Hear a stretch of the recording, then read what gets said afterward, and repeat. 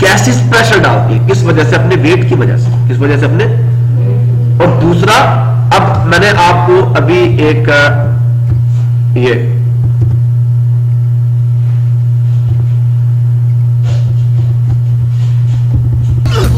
याद है गैस वाली कुछ देखना।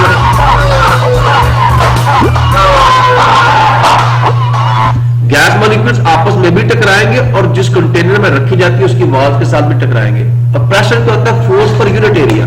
ये जाके फोर्स लगाएंगे सरफेस पे, तो वो फोर्स जो सरफेस पे लग रही होती है that is called the pressure. Force per unit area, force exerted on unit area perpendicular to it is called pressure. तो ये क्या करेंगे? इस पे भी दबाव डालेंगे। डालेंगे नहीं डालेंगे? तो गैस के जो मॉलिक्यूल्स है वो अपने इंटर मॉलिक्यूलर कोलिजन्स की वजह से, या ये collision with the walls of the container भी प्रेशर डालते हैं, अपने वेट की वजह से प्रेशर डालते हैं। समझ आया? जिस बर्तन में रखी जाए उस बर्तन के साथ टकरे मार मार के ना उसकी वॉल्स पे प्रेशर डालते हैं, और दूसरा अपने वेट की वजह से भी प्रेशर डालते हैं। समझ आ गया? क्लियर है? तो पहले डेफिनेशन सुन ले, प्रेशर गैसेस क्यों डालती है? कहता है force exerted by a gas on unit area of a container is called is pressure. अब ये क्यों प्रेशर डालती है? Because the gas molecules are free to move, they are in the constant motion, in the constant random motion. The molecules of gas collide with one another and with the walls of the containers in which the gas is kept। ठीक है, मैं फिर बता रहा हूं कि gas के molecules अपनी फ्री मोशंस की वजह से आपस में भी टकरे मारते हैं, और जिस कंटेनर पे गैस को रखा गया होता है उसके साथ भी क्या मारते हैं? टकरे। टक्कर मारेंगे तो फोर्स नहीं लगेगी, तो वो फोर्स ही तो प्रेशर है जो कि उसकी वॉल पे लगाई जा रही है। ठीक है, तो force exerted by a gas, वो फोर्स जो एक गैस लगाती है, ठीक है, ऑन यूनिट एरिया, किस पे? एक सरफेस पे।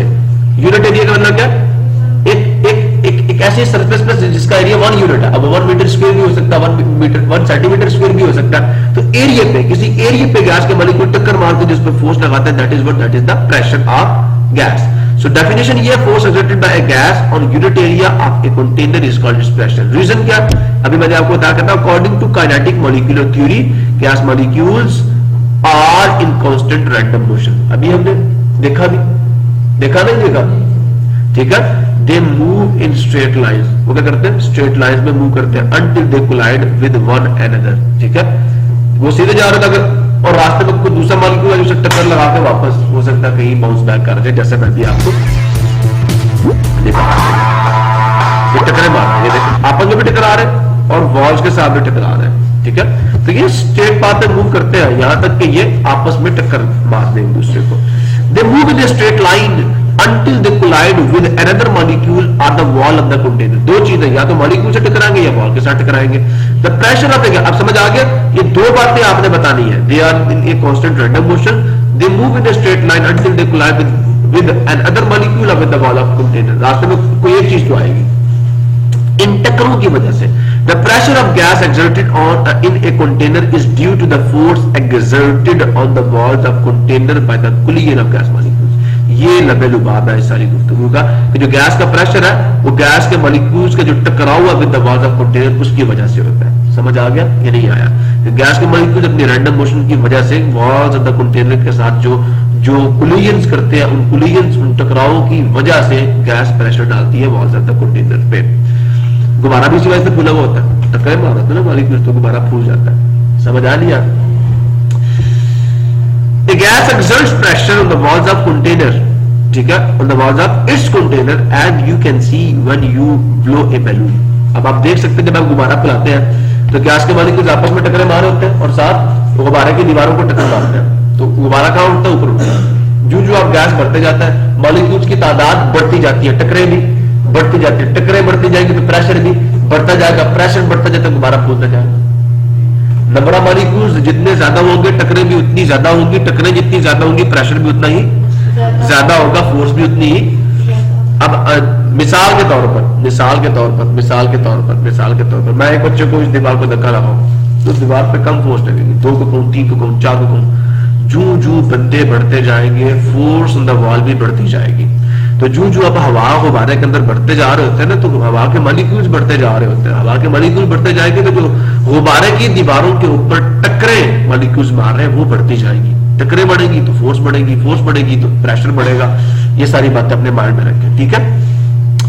So as you can see, when you blow a balloon at any point, a gas exerts an equal pressure in all directions. इसे क्या कहते हैं भाई? किसका लॉ है?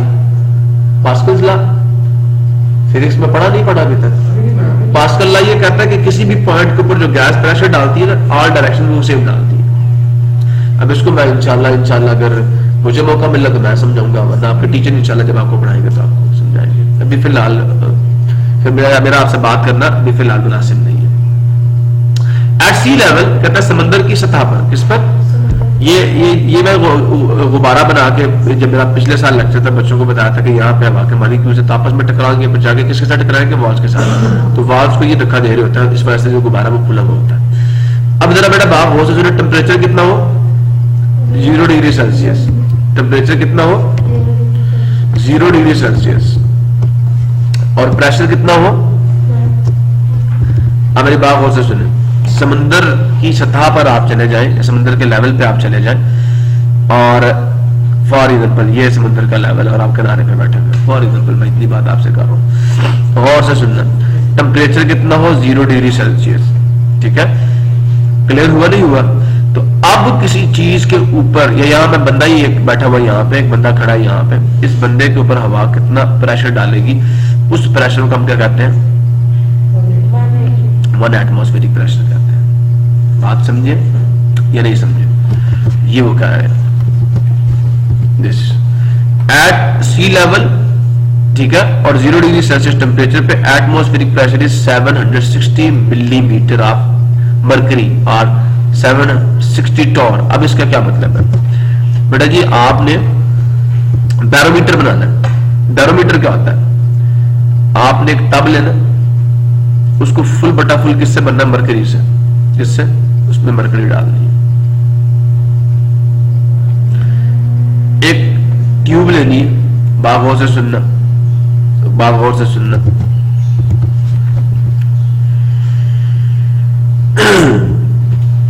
एक मीटर लंबी ट्यूब लेनी है शीशे की, सुन रहे हो? उसके अंदर आपने क्या डालना? उसके अंदर भी मरकरी पारा Hg डाल देना, इधर भी Hg और इधर भी Hg। इसे फुल भरना है, फुल। ठीक है, भर के इसके मुंह पे क्या रखना? अंगूठा।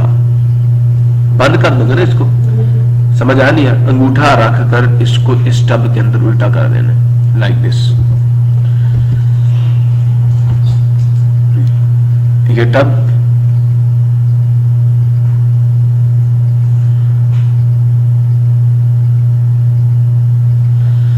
और इसके अंदर मरकरी मौजूद है। आपने क्या किया? ट्यूब को ला के उल्टा कर दिया। तो मुझे आप बताएं मरकरी किधर जाएगा? जैसे आप अंगूठा पीछे हटाएंगे ये मरकरी कहां आएगा? नीचे टब की तरफ। तो बेटा जी ये मरकरी कहां पे आकर रुक जाएगा? 760 मिलीमीटर। क्यों रुक जाएगा? अब मेरी बात गौर से सुनना। मेरी बात गौर से सुनना। ये टब में मरकरी है ना, ये टब में जो मरकरी पड़ा हुआ, इसको कौन दबा रहा है नीचे? हवा दबा रही है।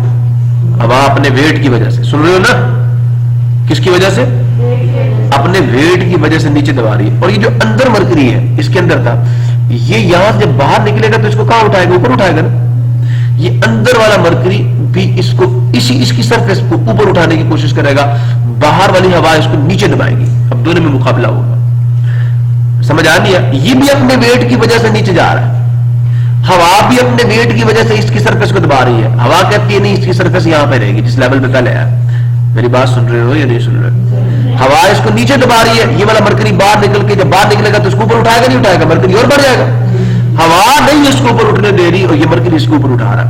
पहले तो ये नीचे आएगा, जैसे ही ये नीचे आएगा यहां पे वैक्यूम क्रिएट होगा। सुन रहे हो नहीं सुन रहे? तो ये इसको पीछे सक करेगा, ये इसको पीछे सक करेगा। एक लेवल आएगा कि जो फोर्स ये मरकरी का कॉलम, इसका एक वेट होगा नहीं होगा? इसके ऊपर भी तो हवा का एक कॉलम है ना, यहां से मैं अगर आपको ऊपर बताऊं तो हवा का भी तो एक कॉलम है जो इसके नीचे दीवार है सरफेस को, याद आया? जैसे मैंने बनाया था जमीन की सरफेस है और ये हवा, तो यहां बंदा खड़ा है तो ये बंदे के ऊपर जो हवा प्रेशर डाल रही है, याद है? इसके सर के ऊपर जो हवा है उसके नीचे दीवार ही होगी, भूल गए हो? याद है? इसी तरह इस टब की सरफेस के ऊपर जो हवा का कॉलम है, ठीक है, जो हवा का थोड़ा मैंने कहा था उसको, वो इसकी सरफेस को नीचे दबाएगा। एक लेवल आएगा कि ये जो मरकरी का कॉलम है इसका वेट जो फोर्स लगा के सरफेस को ऊपर उठाएगा और जो हवा का कॉलम उसको नीचे दबा रहा है कि मरकरी बाहर ना आए, मरकरी वो तो कोशिश करेगा मरकरी इसके अंदर ही रहे, ठीक है। एक लेवल पे बेटा इसकी फोर्स और हवा की फोर्स दोनों के आ जाती है, बराबर आ जाती है और मरकरी यहां पे रुक जाता है, मरकरी यहां पे रुक जाता है। तो वो प्रेशर, हवा का वो प्रेशर जो इस ट्यूब में मरकरी के कॉलम को कहां रोक दे, 760 मिलीमीटर पे रोक दे, उससे हम किसका नाम दे देते हैं? एटमॉस्फेरिक प्रेशर का। अब देखिए हमें पता है कि जितनी फोर्स ये मरकरी का 760 मिलीमीटर ऊंचा कॉलम लगाकर इसको ऊपर धक्का दे रहा, उतनी ही फोर्स हवा धक्का देकर इसको नीचे लेके जा रही है, ऐसा ही है ना। तो जो फोर्स हवा लगा रही है वही फोर्स जो कॉलम लगा रहा है। तो हमने in terms of mercury column हवा का प्रेशर मेजर कर लिया, हवा की force on this surface measure कर ली। बात समझे ही नहीं समझे? बात समझे ही नहीं समझे? बोलो ना, समझ आई? मरकरी अंदर से आके गौर से सुनना, ये सरफेस है मरकरी की, बड़ी करके दिखा रहा हूं, ये अंदर इसकी सरफेस। मरकरी ट्यूब से बाहर आएगा और निकल कर कहां जाएगा? ऊपर की सिम्प में। हवा ऊपर से कहां धक्का दे रही है? नीचे, नीचे दे रही है। अब ये मरकरी बाहर आके कहेगा इसको ऊपर उठाऊं, हवा नहीं जाने देगी, तो बेटा क्या होगा? अगर तो इसकी फोर्स ज्यादा हुई, किसकी? Hg की फोर्स ज्यादा हुई तो थोड़ा सा ये लेवल ऊपर जाएगा। अगर पहले ये लेवल L1 है तो थोड़ा सा और ऊपर जाएगा, L2 हो जाएगा, ठीक है। बात समझे नहीं समझे? लेकिन देखो यहां से मरकरी कम हो गया, अब मरकरी क्या हो गया? कम हो गया। नहीं समझे मेरी बात? कॉलम में मरकरी क्या हो गया? कम हो गया। इसका मतलब इसकी फोर्स कम हो जाएगी। अब इसकी फोर्स क्या हो जाएगी? कम हो जाएगी। तो हो सकता अब जो फोर्स ये लगाए वो हवा की फोर्स के बराबर आ जाए। तो जिस लेवल पे इस कॉलम का वेट, ठीक है, इस कॉलम का वेट और हवा का जो प्रेशर इस सरफेस को नीचे दबा रहा, दोनों देखो ये भी जो कॉलम मरकरी का वो इसको ऊपर धक्का दे रहा, हवा का धक्का दे रही है नीचे। तो जिस लेवल पे मरकरी कॉलम की फोर्स सरफेस को ऊपर उठाने वाली और हवा की फोर्स इसको नीचे धक्का देने वाली दोनों बराबर हो जाएंगी। देखिए ये भी सरफेस पे फोर्स लग रही है ना हवा की तरफ से और ये भी सरफेस पे लग रही है, दोनों प्रेशर्स है। तो जिस लेवल पे मरकरी के कॉलम का दबाव और हवा का दबाव बराबर हो जाएंगे वो आपका एटमॉस्फेरिक प्रेशर होगा।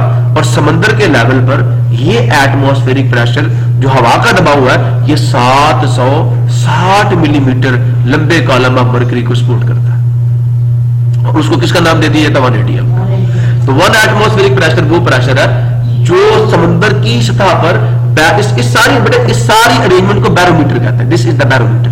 इसे क्या कहते हैं? इसे कहते हैं बैरोमीटर। और बैरोमीटर का ये एक डिवाइस है जिसके जरिए से आप हवा का प्रेशर मेजर करते हैं, जिसके जरिए से आप हवा का प्रेशर मेजर करते हैं। समझ आया? तो हवा का वो प्रेशर जो समुद्र की सतह पर 0 डिग्री सेंटीग्रेड टेम्परेचर पे मरकरी के 760 मिलीमीटर लंबे कॉलम को सपोर्ट करे, उसको नीचे ना आने दे। उसको नहीं समझ आया? नहीं आया? उसको नीचे ना आने दे बेटा। उस याद रखना हवा के प्रेशर को, उस हवा के प्रेशर को हम लोग कहते हैं 1 एटमॉस्फेरिक प्रेशर। बात समझ आ गई? बैरोमीटर भी समझ आ गया इंशाल्लाह। अब आपके बेस में भी आपके काम आएगा कि बैरोमीटर होता क्या, कैसे काम करता है। कि मरकरी ऊपर से नीचे गिरता है और जो सरफेस है उसको धक्का देता है ऊपर को। हवा पहले ही उसको नीचे दबा रही होती है अपने वेट की वजह से, ठीक है। तो वो मुकाम जिसपे हवा का दबाव और मरकरी की ऊपर की तरफ जो फोर्स है वो बराबर आ जाए, तो उस वक्त जो मरकरी के कॉलम की हाइट होती है ना बेटा, वो कितनी होनी चाहिए समुद्र की सतह पर? 760 मिलीमीटर। तो वो अगर तो इतना सपोर्ट कर रहा है तो डेट इज 1 ATM। अब उससे हम कंपेयर करके बाकी प्रेशर जो है मेजर करते हैं। अगर हम आप इस टब को पकड़ कर पहाड़ पे ले जाए तो वहां पे हवा का प्रेशर कम हो जाएगा, मरकरी और नीचे आएगा, मरकरी और नीचे आएगा। बात समझे नहीं समझे? क्लियर हुआ या नहीं हुआ?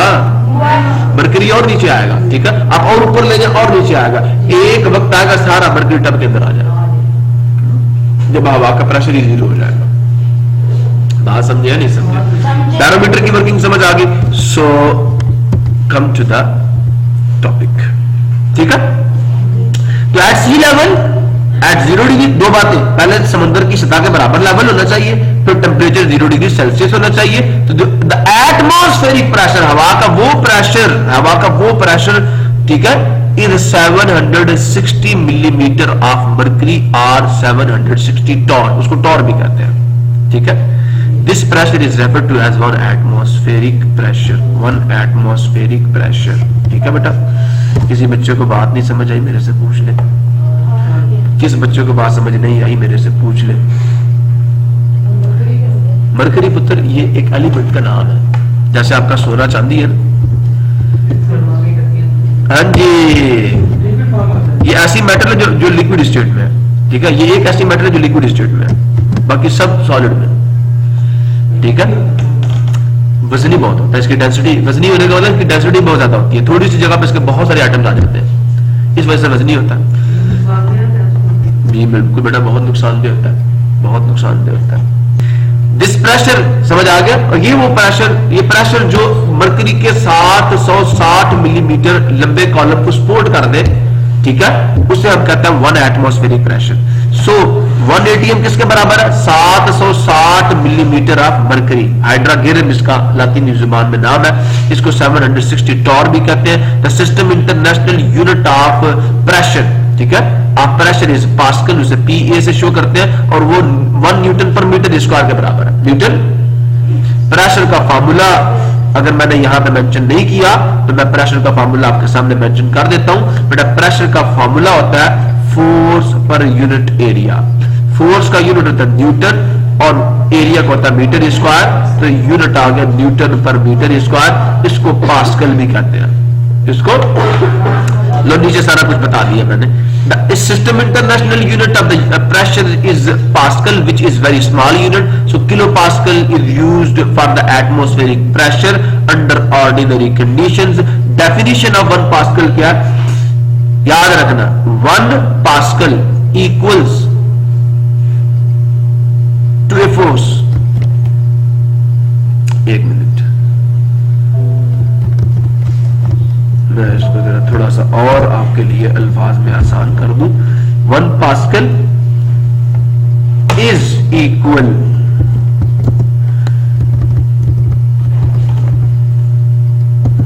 To a force of 1 newton. ये किसके बराबर है? ये 1 न्यूटन फोर्स के बराबर है। कौन सी 1 newton force? That is exerted on an area 1 metre square. अगर आपने किसी 1 मीटर स्क्वायर सरफेस के ऊपर 1 न्यूटन की फोर्स लगा दी तो समझ ले उस सरफेस के ऊपर जो प्रेशर है वो कितना है? 1 पास्कल का या 1 न्यूटन पर मीटर स्क्वायर का। प्रॉब्लम किसी को समझ आ गया? लेकिन बेटा याद रखना 1 एटमॉस्फेरिक प्रेशर में कितने पास्कल होते हैं? 101,325 किलो पास्कल्स या 1 ये साइंटिफिक नोटेशन में लिख दिया, सुन रहे हो? 101,325 किलो पास्कल्स या 101,325 पास्कल्स आप कहते हैं। 101,325 पास्कल्स मिले तो 1 एटमॉस्फेरिक प्रेशर होता है। बहुत ज्यादा प्रेशर है, 1 न्यूटन पर मीटर स्क्वायर नहीं, 101। अब इसकी कितनी वैल्यू है? ये हमका कितनी वैल्यू है? 1,01,325 पास्कल। 1,0325 पास्कल्स 1 एटमॉस्फेरिक प्रेशर के बराबर होते हैं। कम है? 1,00,000 पास्कल बहुत ज्यादा होता है। फिर 1,325 पास्कल्स इकट्ठे हो तो 1 एटमॉस्फेरिक प्रेशर बनता है। प्रॉब्लम किसी वो क्लियर हुआ? आगे चले, ये मैंने भी आपको समझा दिया। कंप्रेसिबिलिटी, अभी आपने देखा था कि गैस के मॉलिक्यूल्स के दरमियान में फासला क्या होता है? ज्यादा। जब आप उनको दबाएंगे वो करीब करीब आ सकते हैं? नहीं आ सकते? आ सकते हैं, ये नहीं आ सकते? तो गुब्बारे को दबा सकते हो? नहीं हो दबा सकते। अच्छा, आप में किस किस बच्चे ने पंप के जरिए से साइकिल में हवा भरी है? भरिए। तो जब आप पंप को दबाते हैं ऐसा लगता है रबड़ को दबा रहे हैं, ऐसा लगता ही नहीं लगता, रबड़ को दबा रहे हैं। वो क्या होता है? हवा के मॉलिक्यूल पहले करीब जाते हैं, जैसे आप छोड़ते हैं फिर वापस दूर होते हैं, प्रेशर की वजह से एक दूसरे से टकराते हैं, प्रेशर क्रिएट होता है। बात समझे नहीं समझे? तो बेटा जी, gases are highly compressible. Gases can diffuse, gases can diffuse, gases exert pressure, और चौथी प्रॉपर्टी है compressibility, gases can be compressed. ऐसा क्यों है? जवाब ये है because there are large empty spaces between the particles of gas. So when we will apply the pressure, the gas molecules will come close to each other, ठीक है, and the spaces will be reduced, the distance between them will be reduced, so therefore gas is compressible. अब जब compress करेंगे gas का volume कम हो जाएगा, छोड़ेंगे फिर बढ़ जाएगा। सुन रहे हो? The decrease in volume of gas by application of pressure on the gases is called compressibility of gas. ये definition है, इसका reason क्या जी? This is due to the presence of large empty spaces between the gas molecules. On applying the pressure, distance between the gas molecules decrease. On the gas molecules distances लिखा पे ठीक है। The pressure, जब आप pressure apply करते हैं, distances between gas molecules decrease. Therefore the its volume decreases. तो pressure apply करने से गैस compress होती है, उसका वॉल्यूम कम हो जाता है, सुकड़ जाती है ना, वॉल्यूम कम हो जाता है, ठीक है। तो गैसेस compressible क्यों है? उनके दरम्यान में मौजूद लार्ज एम्प्टी स्पेसेस की वजह से। Mobility, the ability of the substance to be transferred from one place to another place. आप पाइप के जरिए से पानी को एक जगह से दूसरी जगह मूव कर सकते नहीं कर सकते? पानी एक जगह से दूसरी जगह फ्लो करता नहीं करता? तो गैस नहीं करती, हवाएं चलती है नहीं चलती? तो देयरफॉर गैसेस भी मोबाइल होती है, गैसेस भी एक जगह से दूसरी जगह मूव करके जा सकती है, इसलिए आप पाइपों के जरिए से नेचुरल गैस अपने घरों में लेके आए। समझे नहीं समझे? So the tendency of a gas to expand and fill the all entire available space because of the collisions between the gas molecules is called its mobility. Because this is called its mobility. Or the tendency of gas to flow from one place to another place is called its mobility. मैंने gas कहा था, gases नहीं कहा था। अगर gases का तो is called their mobility. अब देखिए बेटा, अगर एक फुटबॉल के अंदर छोटा सा होल हो जाए, सॉरी गैस क्यों? गैस चाहती है कि एक जगह से दूसरी जगह मूव करे, ठीक है, मूव कर सकती है गैस, ठीक है। इस वजह से पाइपलाइन बिछा के मोबिलिटी की वजह से गैस की जगह से दूसरी जगह ले जाते हैं। सो gas can flow and can be transported through pipes because of its mobility, ठीक है। तो gas can flow and can be transported through pipes over long distances, but it can also leak more rapidly because of a small hole in the pipe, or we can say that, ये दोबारा पढ़ लेते हैं इसको, gas can flow and can be transported through pipes over the long distances, but it can also leak more rapidly out of small hole, ठीक है। This is due to tendency of gas to expand, जो कि इसकी diffusion की property है, याद आया? This is due to the tendency of a gas to expand and fill the all entire available space, that is its diffusion. Density, भारीपन, density भारीपन। बेटा याद रखें, अभी बच्चों ने कहा था कि जो मरकरी होता है बहुत वजनी होता है, बहुत। इतनी सी छोटी सी शीशी, मेरे अबू पहले घी मिल में काम करते थे, तो मेरे अबू के पास वो ठेका था, उसका कॉन्ट्रैक्ट था फैब्रिकेशन का, ठीक है, कि डब्बे को प्रोड्यूस करना, वो सारा कुछ मेरे अबू के पास था। तो एक मशीन में मरकरी यूज होता था, वो टांके शांके लगाती थी उसकी बॉडी को, जो है डब्बा जो है ना, इसकी बॉडी को टांके लगाती थी मशीन, तो उसके अंदर मरकरी डालता था। मेरे अब्बू इतनी सी शीशी कर ले क्या, तो मुझे उन्होंने छेड़ने के लिए ना वो शीशी मुझे कहा, बेटा ये शीशी है, मैं समझो कि शरबत है, कहते इसको सही करके पकड़ना, शरबत हल्का सा होता पकड़ लेते। जब उन्होंने मेरे हाथ पे रखी ना, ड्रम से नीचे, मुझे कहते मैंने पहले कहा था, मैंने कहा है क्या इतनी वजनी? कहते हैं पुत्र ये है पारा, ठीक है। अब वो मेरे पढ़े लिखे तो है कोई नहीं, तो उन्होंने कहा बेटा ये है पारा, ठीक है। तो अच्छा ये पारा है, तो ये इतना वजनी क्यों है? वो कहते हैं ये वजनी होता है। वजनी क्यों है? उनको डेंसिटी की टर्म का नहीं पता था, कहता ये बहुत वजनी होता है। तो जब मैंने पढ़ा फिर मुझे पता चला यार इसके थोड़ी सी जगह पे बहुत सारे एटम्स आ जाते हैं। जब थोड़ी सी जगह पे किसी चीज के बहुत सारे एटम्स आ जाएंगे तो उसकी डेंसिटी क्या होगी? वो जो भारीपन है उसको डेंसिटी कहते हैं। बात नहीं समझे? शायद गाढ़ा होता है ना, तो थोड़ी सी जगह पे उसके बहुत सारे गाढ़ापन, असल में डेंसिटी क्या बताती है? गाढ़ापन। कौन सी चीज ज्यादा गाढ़ी है, कौन सी चीज कम गाढ़ी है? जो चीज कम गाढ़ी होगी हल्की होगी, जो ज्यादा गाढ़ी होगी वजनी होगी। समझे नहीं समझे? तो डेंसिटी आपको क्या बताती है? डेंसिटी आपको ये बताती है कि how close the particles of a substance are. नहीं समझे मेरी बात? कि किसी भी सब्सटेंस के पार्टिकल्स कितने करीब करीब है। जिसके पार्टिकल्स जितने ज्यादा करीब होंगे थोड़ी सी जगह पे उसका बहुत सारा मैस आ जाएगा, वो बहुत ज्यादा वजनी होगी। बार बार आप कोई खुराक खाते हैं तो मैंने अक्सर माओ को ये कहते हैं ना हलवा वजनी होता है, थोड़ा सा खा ले पेट भर जाता है, कहती है ना? ये नहीं कहती। वो क्या है कि वो हलवे के पार्टिकल्स बहुत करीब करीब होते हैं, हलवे के पार्टिकल्स बहुत करीब करीब होते हैं, बस पेट में क्या थोड़ा सा क्या तमाम, क्योंकि मैदे को भी खास क्वांटिटी चाहिए होती है ना, ज्यादा तो नहीं कर सकते आप लोग। सो देयरफॉर अल्लाह वालों बात गौर से सुनो, ये जो डेजर्ट है ना हवा की, ये ज्यादा होगी कम होगी? बताओ, हवा हल्की होगी वजनी होगी? वजनी होगी, ज्यादा वजनी होगी पानी के मुकाबले में, लिक्विड के मुकाबले। क्यों होगी? इसके पार्टिकल्स दूर दूर है। तो गैसेस की जो डेंसिटी होती है वो कम होती है। डेंसिटी होती है इनकी, लेकिन कम क्यों होती है? गैसेस के पार्टिकल्स दूर दूर होते हैं। गैसेस के पार्टिकल्स के दूर दूर होने की वजह से गैसेस की डेंसिटी कम होती है। तो अब पहले बेटा सुन लो, डेंसिटी की डेफिनेशन क्या? मास। मास क्या? मास क्या? Atoms and molecules of a substance. Total number of atoms and molecules of a substance पर यूनिट वॉल्यूम, जो एक यूनिट वॉल्यूम में मौजूद हो। मैं उसको आपको ऐसा समझाता हूं कि मेरे पास एक कंटेनर है जिसका वॉल्यूम 1 यूनिट है। अब वो 1 यूनिट 1 मीटर क्यूब भी हो सकता है, वो 1 यूनिट 1 सेंटीमीटर क्यूब भी हो सकता है। ये मेरे पास एक कंटेनर है, ठीक है? ये यूनिट वॉल्यूम है। अब इस यूनिट वॉल्यूम के अंदर दूध भी डाला, ठीक है? जितना दूध आता मैंने उसका मास निकाल लिया m1, ठीक है?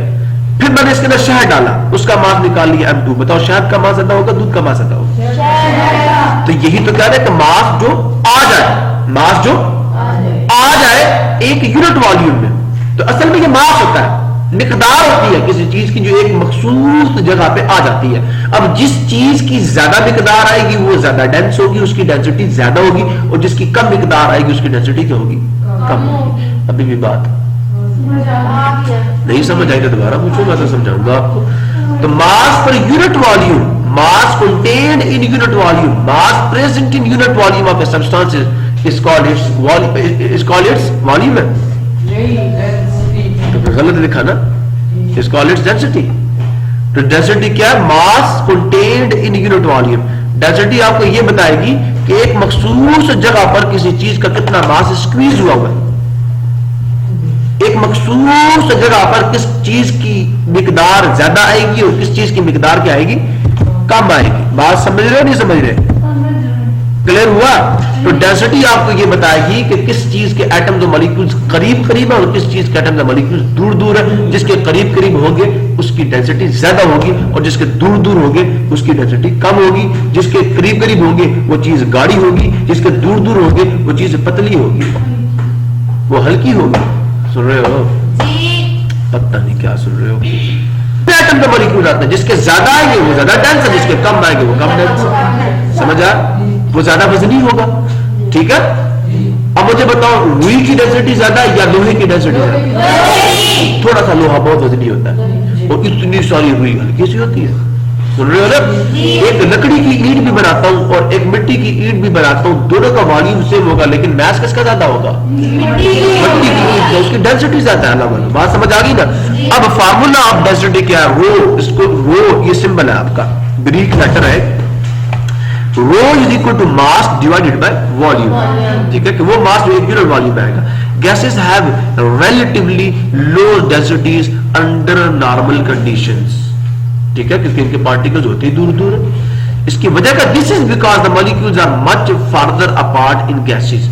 When a gas is cooled, जब आप गैस को ठंडा करेंगे, गैस को तो करेंगे, तो ठंडा करने पे आपने देखा नहीं, वो हमने भी एनिमेशन में देखा, ठंडा करने के पार्टिकल्स करीब करीब आए थे। तो when a gas is cooled its density increases. अब उसकी डेंसिटी क्यों बढ़ेगी? क्योंकि उसके पार्टिकल्स करीब करीब। पता चीजें गर्म करने पे क्या करती है? ये चीजें गर्म करने पे क्या करती है? फैलती है, और ठंडा करने पे सिकुड़ती है। जब गैसेस ठंडा करने पे सिकुड़ेगी, उनके दरम्यान में जो स्पेसेस है कम होगी, तो बताओ अब डेंसिटी बढ़ेगी कम होगी? स्पेसेस कम हो रही है ना, तो गैसेस भी गाढ़ी होती जा रही है ना। समझे नहीं समझे? तो when a gas is cooled, its density increases because its volume decreases. For example, density of oxygen at 20 degrees Celsius is 1.4 grams per decimeter cube, but at 0 it is 1.5 grams per decimeter. बढ़ गई है ना?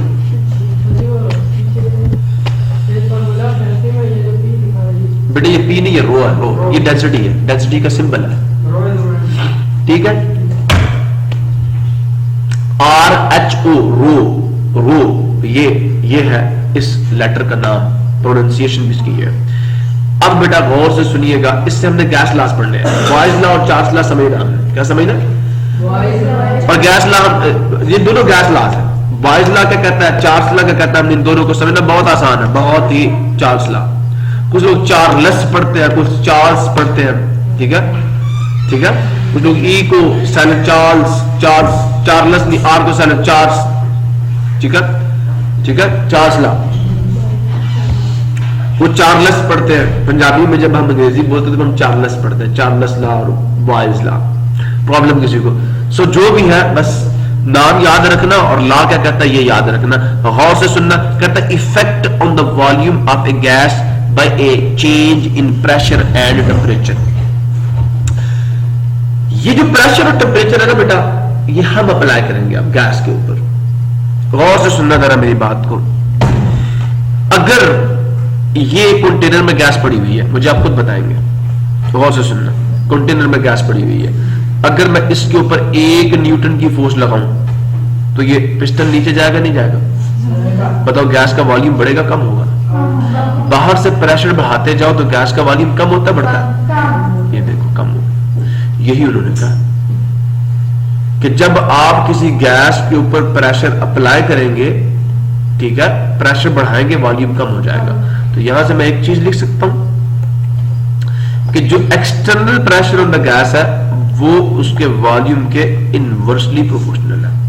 आप pressure बढ़ाएंगे volume कम होगा। इसे mathematically ऐसे लिखते हैं, इनवर्सली प्रोपोर्शनल का मतलब होता है कि एक चीज बढ़ेगी तो दूसरी एक कांस्टेंट रेट से कम होगी। समझे है ये नहीं समझे? और यही आपका बॉयज लॉ है। इंशाल्लाह हम इसके बारे में बात करेंगे। क्लियर हो गया क्या नहीं? ठीक है जी। अब टेम्परेचर से क्या होगा? आपको पता टेम्परेचर होता क्या? आपको पता टेम्परेचर होता क्या? ये बताओ, टेम्परेचर क्या होता है?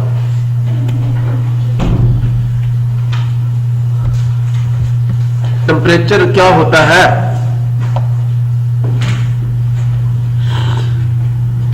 ठीक है, आपकी एक असाइनमेंट है, आप लोगों ने क्या करना है, टेम्परेचर क्या होता है और काइनेटिक एनर्जी क्या होती है आपने मुझे बताना है। इससे आगे लेक्चर शुरू करेंगे, ठीक है? तब तक